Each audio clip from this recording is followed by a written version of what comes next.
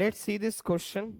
Fx and gx are two functions given here for all x belong to real.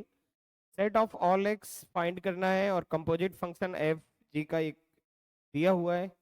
ये दोनों functions equal करने हैं. f of gx definition बताई गई है. This is f of gx.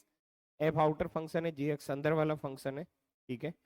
तो यहाँ पे अब कंसेप्ट ये है कि जैसे एफ एक्स एक्स स्क्वायर है और अब इस पे देखिए होता क्या था कि एफ ऑफ जी एक्स जब फाइंड करते थे तो फर्स्ट ऑफ ऑल यहाँ पे जी एक्स कैलकुलेट होता था, फिर जी एक्स एफ के अंदर जाता था, जी एक्स एफ एक्स के अंदर जाता था और यहाँ से कैलकुलेट हो जाता था एफ ऑफ जी एक्स.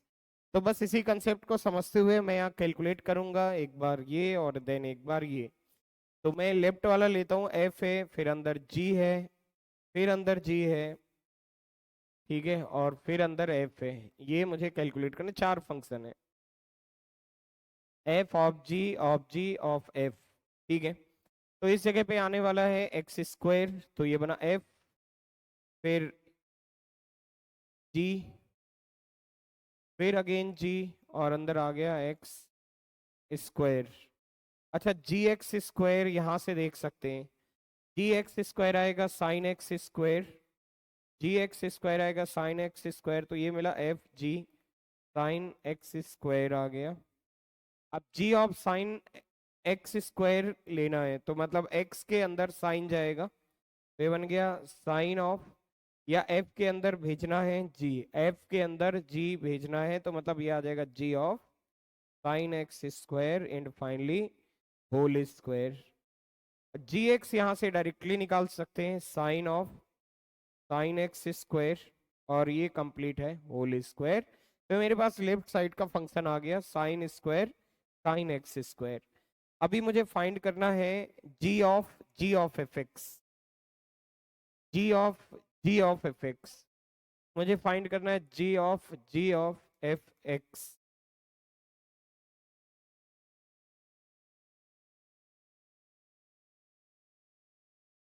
अभी यहां से देख सकते हैं एफ एक्स दिया हुआ है एक्स स्क्वायर, तो इस जगह पे आ गया एक्स स्क्वायर, ये मिला G of G X square. G X square clearly पता ही था अपने को, ये है G of sine X square.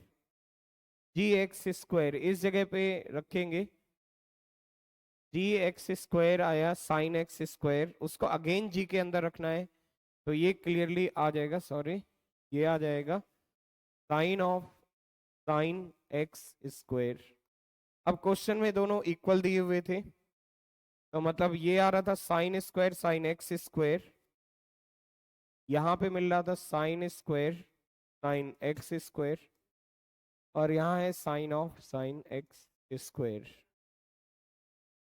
तो मैं क्या कर सकता हूँ, मैं यहाँ पे ये ऐसा कुछ कर सकता हूँ कि इसको मैं ट्रांसपोज करूंगा इस तरफ और कॉमन लूंगा, तो ये मिल गया sine sine of X square. Remaining term will there, remaining term here is sine of sin x square and minus of 1 equal 0. So I either sine of sin x square 0 or this equal to 0. Sine of sin x square 0 आ गया या फिर 1 आ गया.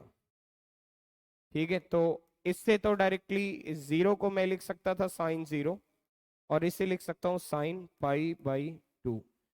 तो यहां से general solution लिखेंगे, ये theta का काम कर रहा है, ये थीटा का काम कर रहा है और ये अल्फा का काम कर रहा है, तो यहाँ पे आ जाएगा N pi plus minus N 0 और एन पाई प्लस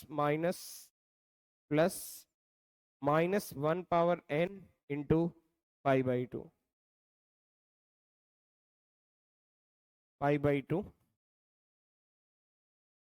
एन रहता है इंटीजर, तो बस एन को इंटीजर रख देते हैं, तो साइन एक्स स्क्वायर यहाँ से मिलने लगेगा 0 प्लस माइनस पाई, आगे और भी वैल्यू मिलेंगी, यहाँ से 0 रख दो तो ये 0 आ जाएगा, ये आ जाएगा पाई बाई 2 के आगे 1 रख देते हैं तो पाई माइनस पाई बाई 2, पाई आ जाएगा, -1 रख देते हैं minus pi and minus pi by 2 -3 pi by 2, और इस तरह से ये अपना आता जाएगा.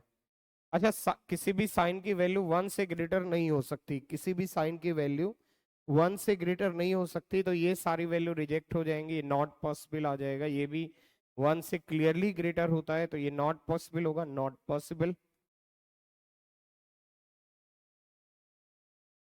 साइन एक्स स्क्वायर आ गया 0, 0 को लिख सकता हूं मैं साइन 0,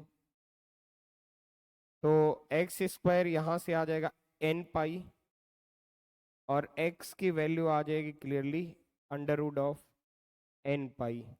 ठीक है, तो x की वैल्यू आ जाएगी plus minus under root of N pi, और n आ जाएगा belong to positive integer including 0। ठीक है, ये मिल जाएगा। तो यहाँ से देख लेते हैं कि कौन सा ऑप्शन करेक्ट है। तो आई होप कि मतलब क्लियर होगा सबको, और फर्स्ट ऑप्शन क्लियरली करेक्ट हो रहा है। सेकंड क्यों करेक्ट नहीं है, क्योंकि यहाँ पे 0 इंक्लूड नहीं है, तो ए ऑप्शन करेक्ट हो गया।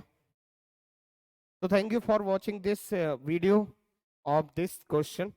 Hopefully this solution is helpful for you.